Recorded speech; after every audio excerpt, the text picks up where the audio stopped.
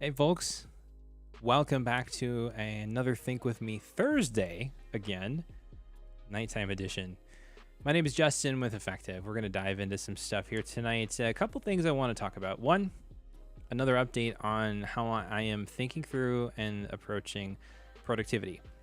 If you've been around the channel Effective at all for a while, you know that I am a big proponent of iteration. And so I'm constantly thinking through how can I improve upon the things that I'm doing so that they make more sense. And so I want to spend a little time doing that. And then I'll be honest, I haven't really spent a lot of time in my Obsidian vault. So if we've got some time after I talk through and work through some of the productivity aspects of things, we're going to dive into that too.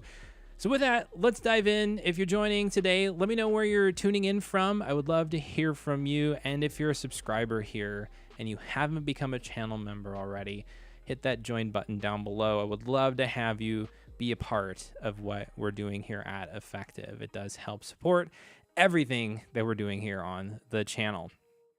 So with that, let's dive in. I'm a big fan of Miro. If you're not familiar with it, it's a whiteboarding application, and I use it a lot for diagramming out productivity stuff. And so you can see on the screen here is a diagram that I did a couple weeks ago on a live stream, kind of looking at my process for productivity. I'm completely wiping this off of the face of the planet. Let's put it that way. I have rethought my stream. I have rethought the ideas behind everything. Not my stream, my productivity system. What am I talking about? And I'm just going to get it out here on paper. So all of this really isn't all that relevant, and I've kind of had an interesting thought. So I am a proponent of the idea that the tactics that you use to run your day are different from the strategy and the vision that you use to kind of guide your life and your priorities. I think it's helpful to segment those because you have to get big picture thinking oriented when you are thinking about your vision and the strategies. And then you've got to get execution minded when you're dealing with the tactics, the day-to-day stuff. But it's really difficult to switch between both of those when you're in the middle of the other. So it's really difficult to jump up into big picture mode when you're in execution mode and vice versa. And I've been thinking about systems in that context. And so I'm going to spell this out a little bit further here on this nice big canvas. So for my primary productivity system that I am using right now, I have committed fully to the bullet journal. I might have some digital tools that help augment this, such as I use Apple reminders to remind me to take out the trash every Thursday night, which I just got done before I jumped on stream. But all in all, my primary productivity system for work and for home is on paper. Reason being is that this tactical level for me is really useful to have in one place. And really the one place that I could do that spans both work and my personal life and Effective was something on paper. It's not synced digitally. There's a lot less security issues with it. I can anonymize things when I write them down. It's all good. So this is my tactical level. Everything is going into the bullet journal at this point. And then the way that I'm envisioning it is that there's a couple of cycles, systems that live up above this. And this is where the iteration comes into play. So one, over here, I have basically just the iterations around Effective. And these are, where am I going? What am I doing with the channel? What am I doing with this as a side business? How am I investing in it? What are my goals? What is the strategy to get there? And how does that influence my day-to-day? And so this is living currently inside of Notion, and then it's kind of getting migrated into the bullet journal a little bit as well. Not what I wanted to have happen. So we'll do this. And Notion, the way that that's set up right now is really just a content calendar. That's the biggest thing. I've got some outlines for like Obsidian Made Simple inside of there. But that's really about it. This is really something that I go to on a semi-regular basis to try to draw ideas for where am I going next with the business. Again, influencing my day-to-day. Then, over in the work field, we're actually building out. We're really run on agile. That is not how you spell agile, by the way. You're here to learn spelling today. Apparently, this is not the place to do it. We run kind of an agile system, and so there's a whole framework with that I'm digging into and learning a bit more with Scrum and Kanban and all of that, which I think is really fascinating. But it's really just a way to track work at a big picture. And then the day-to-day stuff, again, funnels down into the bullet journal. I'm going to draw some arrows, get some other shapes out here.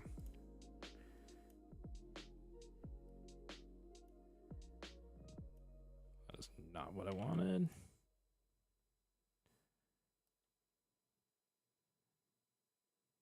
Apparently that one does not want to go any smaller. That's fine. Anyway. Do the same over here. So what is the grand idea of this? Well, there's a couple of different things that I'm thinking about in terms of this. One, again, it's separating out big picture thinking, planning, strategy, out of my tactical system so that I have a space to do big picture stuff and I have a space to do tactical stuff. So that's where Notion comes into play for effective. That's where the agile framework and system comes into play for my work. Notion will probably come into play a little bit too for personal and home stuff to some degree anyway, if I try to implement some of this methodology. I'm really liking the agile ideas. So basically in agile, you have these big picture goals that you want to get to, right? And so you undertake iterations of work to get to them. Those iterations are broken up into epics, and epic is essentially a goal that you want to achieve over a time frame. And when you have an epic like this, it's then chunked out into the different kinds of work. And so it may be on a time scale, it may not be, but these epics, I think are really interesting because they really align in my mind with like the strategy level of some of the systems that I've built in the past. So looking at this down here, I've talked about this on the last stream, so I'm not going to get too crazy into it, but this is the VST approach that I have, the effective life framework that I'm kind of working on and iterating on. At this level, the strategy level, the OKRs, this is the initiatives and projects. Epics really map to that because then you're just tracking work relating to those. And so if I were to, let me pop open Notion here real quick. I'm going to see if we can just build something out. This is my content calendar, but I'm going to just create a brand new page. We'll just title it Agile Workflow. And this is going to be a database. Well, let's see, what did I do here? Okay, here we go. I'm going to create a board. And we're going to create a new database. It's going to be to do, in progress, complete. That's basically what I want to have as the initial view. But then for some properties here, what I want to do is assign an epic. Is that going to work? No. Okay. Text. Select. And then we're going to do epic. I'm not sure how that addition thing added there. So say I have, oh my gosh, thank you so much, Sapo. I appreciate you letting me know that I forgot to share that. Thanks. Okay, so here we are in Notion. I'll back up and we'll kind of come through this. Agile workflow. So I'm just trying to figure out how to build an agile workflow out in a Kanban board inside of Notion. Something that's very simple, just to at least demonstrate this. So we've got a simple board here. This is the new status property inside of Notion. And I'm going to just take a second here and change my notifications. Hey, Greg. Appreciate that. Welcome to the stream. Glad that you're here. If you're able to stay around for a little bit. I'm just going to dig into kind of how I'm thinking through agile project management right now. Okay, so agile. To do in progress complete. This is a standard Kanban methodology. I'm not going to mess with this. This is a new status property inside of Notion. I think it's awesome because I don't have to use select fields for this anymore. Yes, I think it makes a ton of sense. And what I've done is I've created an epic select field here because this is really what I am looking to connect to. So in another case, you might want to build this out as a linked database field here where you have like an epics database and you can note if that epic is completed and what complete looks like for that epic. I'm just going to use a select field here for simplicity's sake. So for example, say for effective, I want to migrate website to Ghost. I did that this last year. There we go. Let's say that task is related to that as well, or that story is what would be considered inside of Agile, Scrum. And then let's see here. Maybe just do like Q4, or we'll do October content production. All right. So then I'll just make some fake tasks here. Have to assemble data for migration. And then I have to set up hosting. Then I need to plan videos, plan and outline videos. So then in a Kanban, what I would do in this case, I would show property. I would show the property epic here because I want to see in my backlog under to do what epic this is associated with. So then I would groom this backlog as what it's called. I would prioritize, well, this is the most important thing that I need to do. And then when I'm ready to execute and get down to work, I can say, okay, I'm going to do this one thing right now. I'm going to plan and outline my videos, and I'm going to do that until I'm done. Because one thing about Kanban in the agile methodology, or if you're using the personal Kanban methodology, is limiting in progress work. So for most people, if you're doing it as an individual, 3 items is about all that you want to have in progress. Now, there is a key differentiator here in personal Kanban agile methodology from getting things done. Getting things done would see these as all incremental, tiniest atomic level tasks as possible. And so it wouldn't be plan and outline videos. It would be, pick topic for X or write outline for Y, whatever you're going to do in one sitting. That can be the case inside of an agile workflow, but it's not always the case. And so this is essentially what I am thinking of in terms of project management at the strategic level. You have these end goals that you want to get to, these epics, so to say. And then you have these components of getting to those epics that you want to move through. You have a prioritized list, and then you start executing on them. You pick your thing that you're going to do, and then you just get to doing it. You might need to write some tasks down in a bullet journal on a piece of paper. You might not need to get executing on that. But whatever the big deal here is for me is that it's creating a spot to project manage. And that's something I think that's been a little bit missing inside of my workflow. And so this is what I'm looking to build here, is what we're building here at work and using here at work, and then also here on Effective, and potentially even for personal stuff that's going on, to build a backlog of things that might be important now, might not be important for until the future, but then iterating and building week after week into the objectives that I'm looking to get to. The thing is, I want to keep this extremely simple. Again, I know it's really easy to overcomplicate things in the productivity landscape. It really, really, really, really, really is. And I've been guilty of it so many times. But I've been finding this pain point of, one, like the diagram that I had up here with all this different stuff going on in this different place. I need to have the majority of the day-to-day stuff in one spot.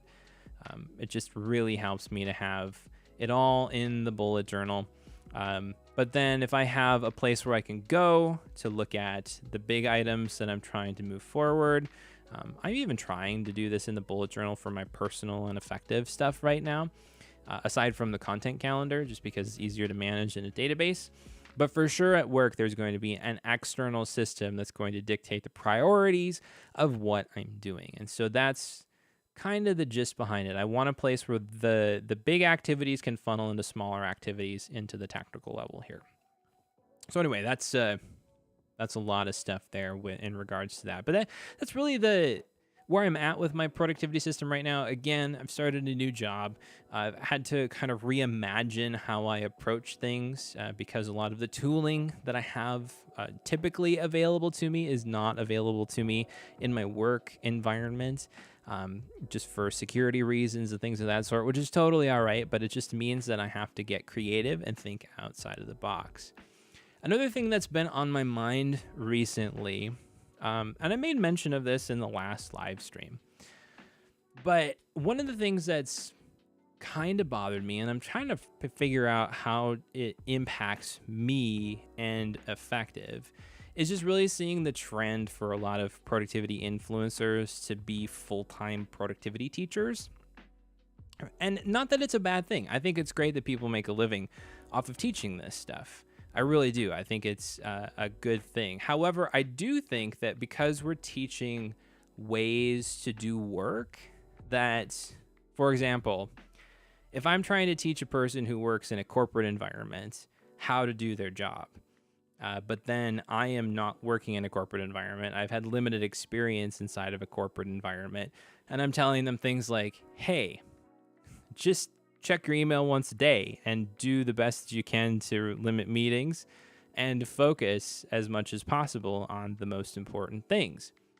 Well, that advice kind of lands on deaf ears a lot of times in the corporate world, and the reason being is that you can't get away with turning down a bunch of meetings or like not checking your email more than once per day. It just doesn't work oftentimes. And so, hey, Greg, awesome. I didn't know you were agile certified. I'm glad that I did a good job explaining that.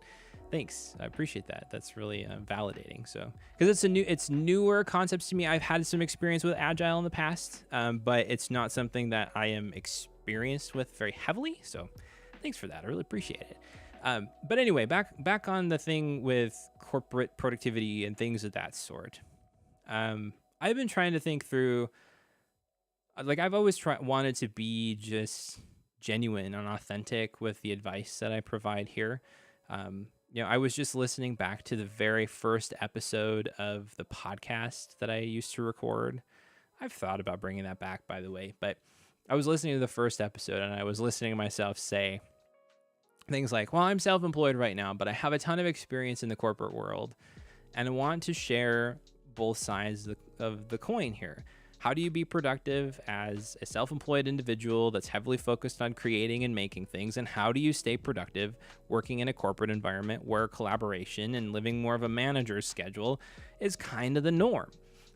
And I think that really still holds true to me today. That I recorded that episode in 2019. So that was, January 2019. That was almost 4 years ago. And so it's Yeah, I mean, I think it's interesting that that's still really relevant to me today, and now especially too that I've moved back into the corporate world from being into fully asynchronous remote organizations, self-employed, things of that sort, back into a kind of hybrid work corporate world model. I want to stay true to that idea of trying to bring a realistic perspective on productivity. And I think one of the things that's going to impact that, and one of the things that I'm thinking about, is not trying to take effective to be my full-time gig. Because I feel like if I were to try to build this business into a full-time business, this YouTube channel is paying all my bills, that I would sink into eventually the same perspective, the same ideology that a lot of people do who go full-time into teaching productivity is, well, yeah, you just got to do all of these things the way that I do them because that's the only thing that I know anymore. I don't want to do that. I want to provide and really help people who maybe are working in a really busy corporate environment. How do you find balance in that place? How do you find a place of health? Because that's really important to me. It's a journey that I'm going on right now. A lot of the skills and ideas that I've learned over the last few weeks and months, or a few weeks and months, few years, are really being tested in a lot of ways. And so I'm really trying to figure that out in the process. So all that being said, I am incredibly interested in trying to figure out how to keep effective in its most authentic place, and myself in its most authentic place, to where I'm helping from a real perspective for people who are working in real offices, not just being self-employed content creators or productivity teachers or online course gurus or anything like that. I might have courses, I might have things that I sell, but I really ultimately want to help people do great work and live healthy lives. And so anyway, that's a little bit of my thought process that's been in my mind over the last couple of months. Really just trying to figure out how everything is shaping together as things go forward. So yeah, that's really it. I would love to hear your thoughts on that if you've got anything to share or add. But just want to really empower people from a real and authentic place. And I've questioned if I can continue doing that if I try to build this into some kind of a full-time thing. I just don't know if that's sustainable or really helpful long-term. Sapo is saying, I also find it hard to follow productivity advice from influencers. I blame it on influencers generally coming from a creative side where it's hard to produce without a framework. Yeah, I completely agree. And that's exactly what I have seen. There's been a heavy focus in the productivity world on deep work. You know, and this is one of the bones that I have to pick with Cal Newport. He's got a ton of amazing ideas and advice, but in so many ways, the heavy emphasis that he puts on limiting collaboration and doing it in a way where you can focus more deeply and make your own choices and have freedom, I just don't think really it works for people. And then he has ideas around like in a world without email, where it's this pull-based work system, and you have these times where you come together and you do product updates where you try to eliminate sending emails back and forth.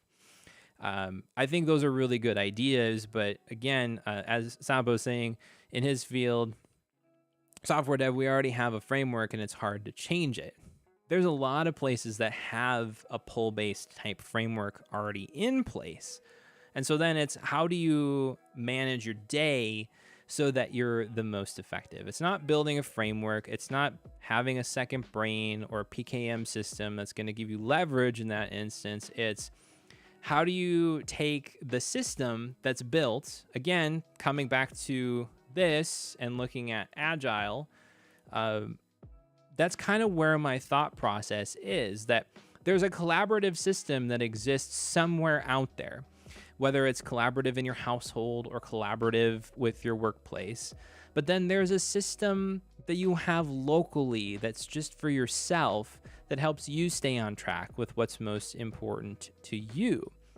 Because there is a real need to know how to collaborate with people. And this is where I think productivity starts to cross into leadership and leadership development. It's not just about cranking stuff out and being the most efficient and effective at it that you can. It's about how do you influence people, because collaboration is all about influence. How do you persuade people? How do you get them on your side? How do you help people understand the amount of work that a project is going to take, or a segment of a project, so that project timelines are appropriate? It's not just about cranking widgets when you put other people into the equation. And I think this is what Newport also was getting at in his article, is getting things done dead. Because he's talking about in there how productivity really just serves the individual, which is true. But there's not really a lot of systems that help workers or workplaces manage the workload to make sure that people aren't getting overburdened. Everybody individually is kind of shouldering that burden and having to push back and say no for themselves. Well, I mean, there's tons of systems, and tons of companies are using systems like that out there already to manage workloads like that. But that's really, I think, the point that he's getting at. So just kind of diving into that point for just a moment. This is where I think, if you've got these systems up here that are governing collaboration with other people, this is, I think, still where getting things done can be relevant for some, because getting things done helps you manage lots of little details well, because it's really focused on managing little details. So I do think getting things done is still relevant, but it can live within the context of other things. It's not just we have to manage things as a workplace. It's not just that I have to manage everything as an individual. It's a balance of somewhere in between the two. It's a synthesis of both of those ideas. It's not just going back to managing the workplace like a factory where you just kind of take the work, you do the work, and then you crank on it and you go. It's so much more complex than that, I think, in a lot of ways. So anyway, all of that wrapped up, I really do think if I am going to keep effective to be the most genuine productivity advice, PKM advice, teaching, channel, resource, business as it can be, that I have to keep it as a side project. I have to have some kind of full-time work outside of it where I'm working and collaborating with other people, and not just collaborating as a content creator, or not just making frameworks and systems as a content creator, because I don't really feel like I get a realistic perspective given to people, and experience that I can take off. Here's my life experience, and I'm sharing it, some of it with you. If I were to just say, yeah, let's make this full time, and then where do I go from here? Because now I'm just another full-time productivity content creator that's out there sharing all of the things that everybody else is doing already anyway. So that, in a nutshell, a long, large nutshell, is the sum of my thoughts on this matter. Again, Sabo, thank you so much for your thoughts on this. It's something that matters to me. It's also something, too, that I think that helps set Effective apart from all of the other productivity conversations out there. I'm doing my best to live it. Not to say that other people aren't living their thing, but I think that there's a hole in the productivity market for people who are interested in productivity that aren't trying to be some like executive business coach somewhere. And yeah, if I just really want to be in the trenches, as Greg is saying in the chat right now, and give you real tested advice that I've tried out, then maybe it'll work for you. Because again, productivity is different for everybody. And if I give you advice and tell you, hey, this worked for me, I definitely don't expect it to work for everyone or even anyone. But it's definitely something that I can throw out and say, hey, here's something you can maybe try and it might work. Jeff in the chat is mentioning, I'm working to communicate the purpose and value of a PKM tool, extrapolate it out to how we can provide this kind of content to a group of 10,000 people. Many are not familiar with PKM. So this is really interesting. This really sounds like more of a knowledge management solution altogether. So we're switching gears here and talking about PKM. So this is something of the likes of maybe Confluence or a Notion Wiki, like Wikipedia type thing, or even Discourse, a community that you can spin up and kind of use as a knowledge management system for large groups of people. So it just really depends, I think, Jeff, on the end result that you're looking to get out of this. Is this something that's actually genuinely interesting? Like, is this an app? Is it a business use case? Is it something that you are, actively developing?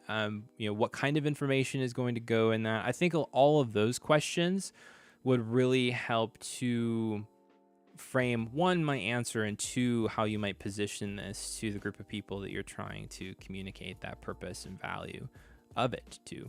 So feel free to pop any more in the chat if you want to share, if you feel comfortable sharing that. Greg does mention previously here, I agree, people really appreciate the advice of people who are actually in the trenches and finding out how they handle things. I think this is where a lot of the productivity blogs really took off for quite a while there, where people were just sharing, hey, this is how I get things done. Here is my life. Here's how I set up OmniFocus. Here is how I handle my note taking. Here you go. You can try it out. I think that's part of the reason why those really took off. But I think a lot of it is turned into such a hustle culture of trying to build a business off of that now. And I don't know if it serves the productivity market very well overall. Again, not to say that there isn't good information out there. I think there are some amazing creators that have good things to say, even very large ones at this point. But there is an element where it removes things from it. Excuse me just a moment.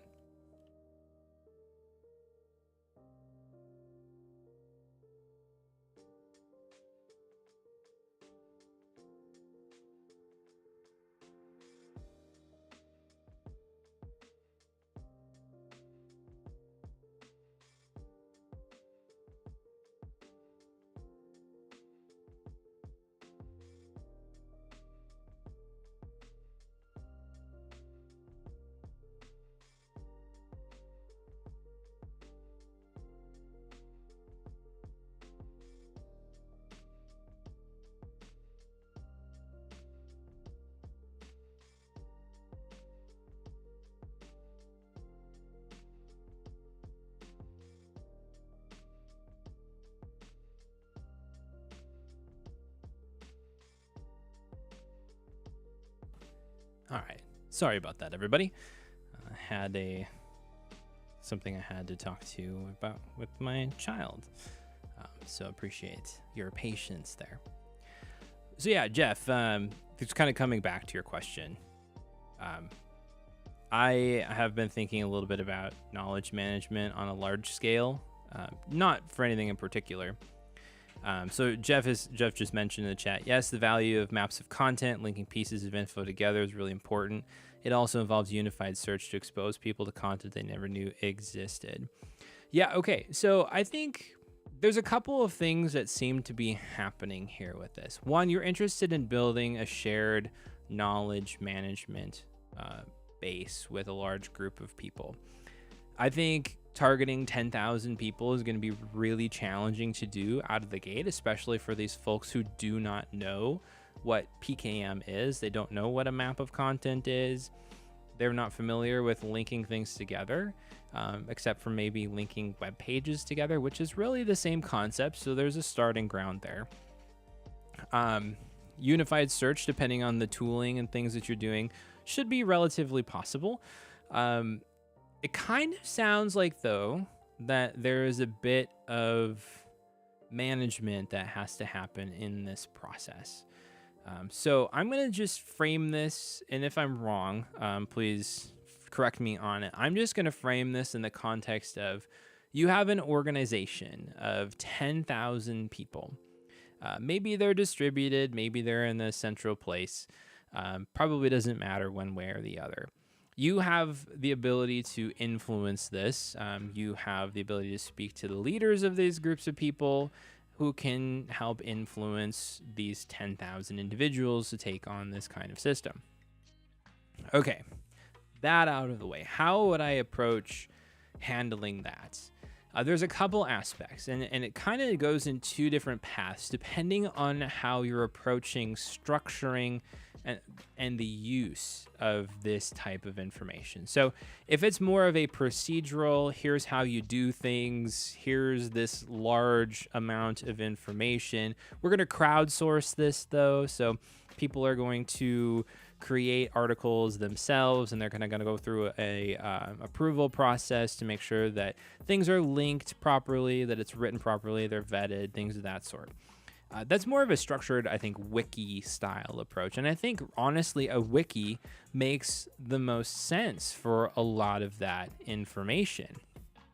I mean, you can use like MediaWiki, which I believe is the one that Wikipedia runs on top of. You can use Notion. You can use other tools as well. Notion probably wouldn't be great for 10,000 people, though. There are other tools, though, that work for large groups of people. But I think something like that might feel a little bit more familiar, especially to people who have maybe written a blog post before. They understand how to link stuff. They know, they've read Wikipedia. They kind of get the feel of that. Then there's the community approach to things where you're saying, we're going to crowdsource all of this. And it's really going to be community driven. If you've got a community of 10,000 people, that's a huge community. You're probably only going to get tops, maybe 1,000 people who are going to contribute. In that regard, there is the 99-1 rule when it comes to communities of this sort. You'll have 90% of your people who are going to leverage and use it and read through it. You'll have 9% who will contribute, and you'll have about 1% who are going to be your leaders who are really saying, yes, I want to dive into that thing. And so keep that in mind if you're taking this direction toward the more crowdsourced community aspect of things. You'll have to do a lot of community management in this process as well, setting expectations, moderating, making sure this information is formatted correctly as it's getting posted and shared and put in the proper places, things of that sort. There are a couple of different approaches here that you can take with that. So I'm just really throwing out this information. Hopefully it gives you some good ideas on how you might be able to solve this problem. But in that process, there's going to be a lot of different ways that you can communicate that value. So for example, in your wiki style approach, one of the ways that you can communicate the value of having a knowledge management system like this is that you're reducing the friction for people to be able to do what they need to do, to find the information that they need to have. And the better that it's linked together, the better experience it is for everyone else. On the community managed side piece, the crowdsource side, one of the main benefits of it is that you are leveraging a large group of people to do the most of the work. So say maybe you're working for a small organization that wants to leverage about 10,000 people to contribute to this project. You can say, hey, we don't have to pay for this. We don't have to invest the time and energy ourselves into this. We can help people or draw people into this process. So there's a lot of value for taking this approach one way or the other. Again, this might not hit on everything that you're interested in hitting on with it, but I really hope that this kind of helps out with getting some ideas in place anyway. Any other questions? We'll probably go for just another few more minutes here, 5 minutes or so on the live stream, but happy to answer any questions that you have about productivity, about how I'm handling things, hobbies too. I'm interested in chatting about that a little bit as well if you have any questions, because I just put a newsletter out today, and it was titled Build Hobbies, Not Side Projects, which is funny in the light of the last conversation that we were just having about that on the stream here. Basically, my thought process on hobbies is that people need more hobbies and less side projects. Because hustle culture has really conditioned a lot of us to think that we need to make money on the side to get to this level of freedom that we're looking for in our lives. We've been sold, I'm a millennial, a lot of us millennials have been sold on the freedom that comes from self-employment. And while there is freedom with that, there's also a lot of other things that come with that too. It's not always the grass is greener than having a job type of a thing. And so I really honestly think that it's not a bad thing to have a side project. I mean, I have a side project like this, Effective. But it's really good to have hobbies, because if you're working a full-time job like I do and you've got kids and a family, you don't have a lot of time all the time to do side projects or hobbies. But when you're spending a lot of your energy working and managing and taking care of people, you have to have something that builds into you. And it's not just exercise. It's something that you're doing for fun. Yes, you do need to exercise. And yes, exercise sometimes can be fun. I picked up mountain biking this summer, and that's been an excellent hobby of mine. So what I'm trying to get at with this, though, is really that a hobby is different from a side project. A hobby is something that you're doing only for leisure's sake, for fun's sake, because you enjoy doing it. And anytime you turn a hobby into a dollar sign, well, then that's now business. It's not a hobby anymore. And so I'm trying to figure out for my own self, how do I build better hobbies in my life? And especially now that the season's changing and it's a little bit more difficult to do the things that I was doing outside as hobbies, what does that look like going forward? And what does it look like when you have a demanding full-time job to have hobbies? I don't know the answer to that yet. All right, popping back to that last discussion about the PKM system from Jeff. Jeff just mentioned in the chat. Absolutely. Thanks, Justin. It's also about scalability and cost savings too. Yes, a huge, huge thing with knowledge management systems is scalability. You can bring more people into it and leverage all of those people to be able to create stuff.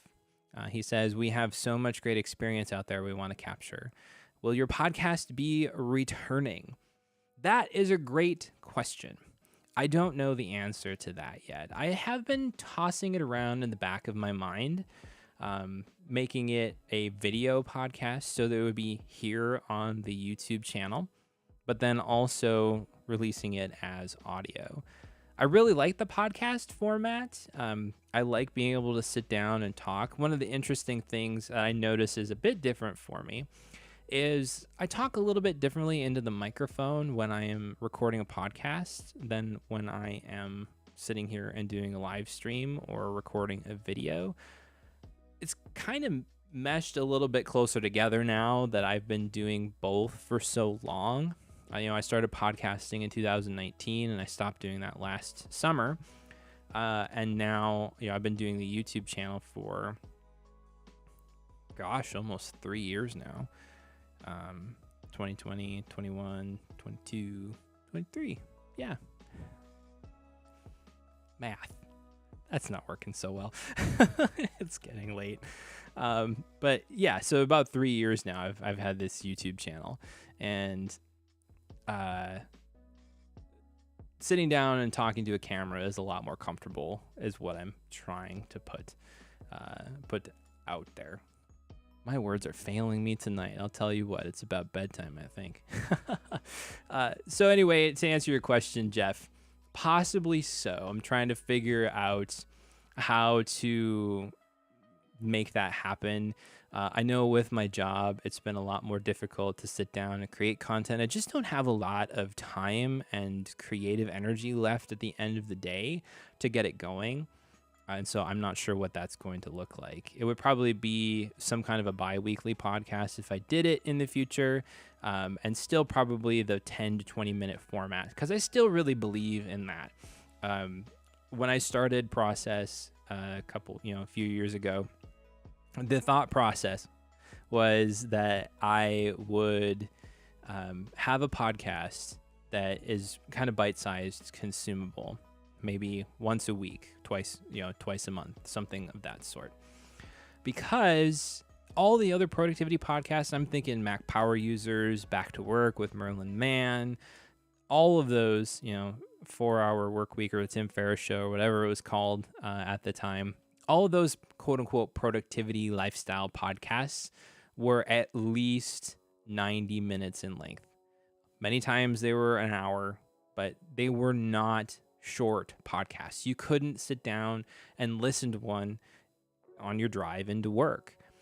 And so keeping it short form, I think, would still be really important. Plus, it also helps out on YouTube.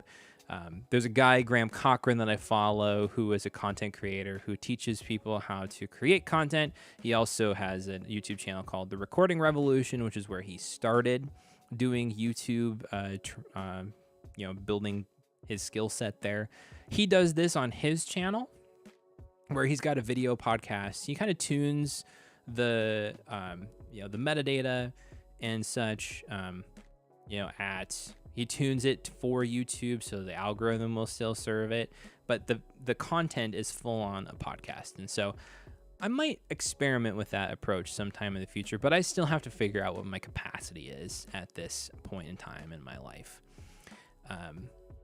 Jeff mentions, it's been great seeing you again through YouTube. I listened to the whole back catalog of podcasts and I was enjoying them. I'm also from Minnesota. Well, welcome, fellow Minnesotan, to the stream here.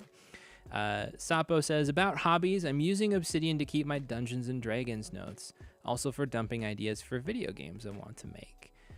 Continuing, Obsidian is perfect for D&D because it helps you keep up with recurrent NPCs and ideas for reusing encounters.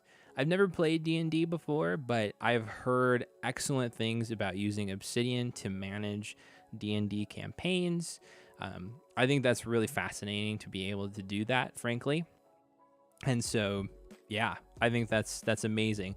I love the fact that so many of the tools that we love, Obsidian, Miro, Notion, even our task tools and things like that, can help support the hobbies that we're doing, especially because it makes them easier to do, more fun, helps keep them top of mind, things of that sort. One thing that I've noticed, though, when using productivity methods and systems for hobby-related things, for me anyway, is that sometimes they start to feel like work. And I don't want them to feel like work. I want them to feel fun. I want me to just be able to get involved and deep inside of that hobby and just focused and lost in it for a period of time without feeling like I have to check off some box. And so that's a challenge, I know, in some cases, especially when you're used to kind of going in that direction. You have to stop and slow down to really get to that point to enjoy something. But I love Obsidian because it's so broad-based, useful for so many different things. Jeff mentions back on the podcast discussion, that's why I listen to all podcasts and YouTube videos at 2x.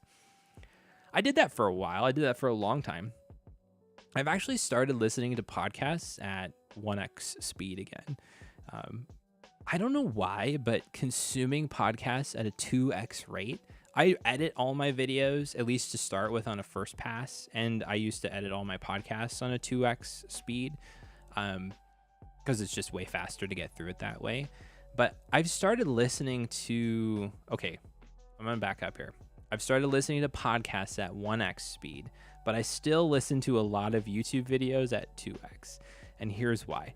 One, podcasts I find to be a little bit more soothing, especially well-produced ones. It's a little bit more calm, conversational.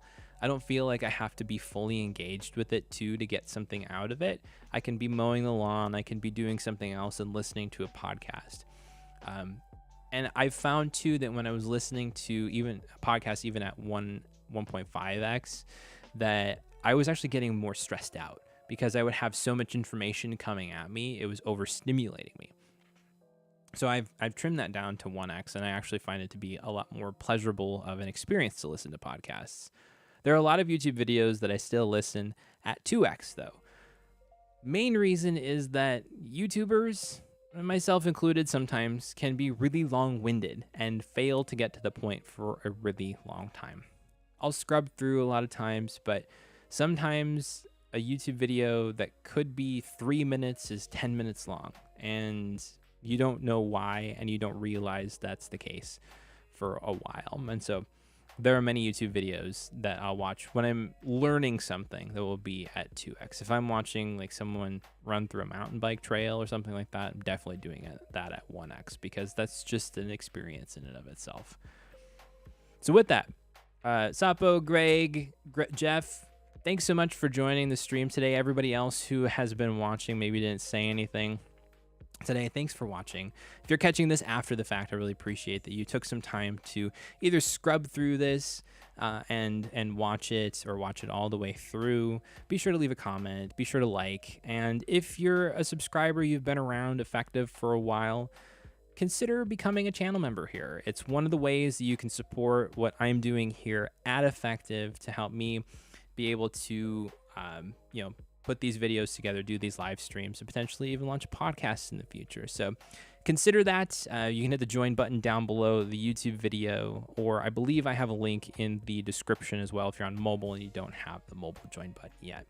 But with that, thanks so much everybody for watching. I will catch you the next time around. It's going to be a little scattershot, I'll be honest, here and there, because I have a bunch of travel coming up for work, for different things, different times. But until next time, stay effective. Take care.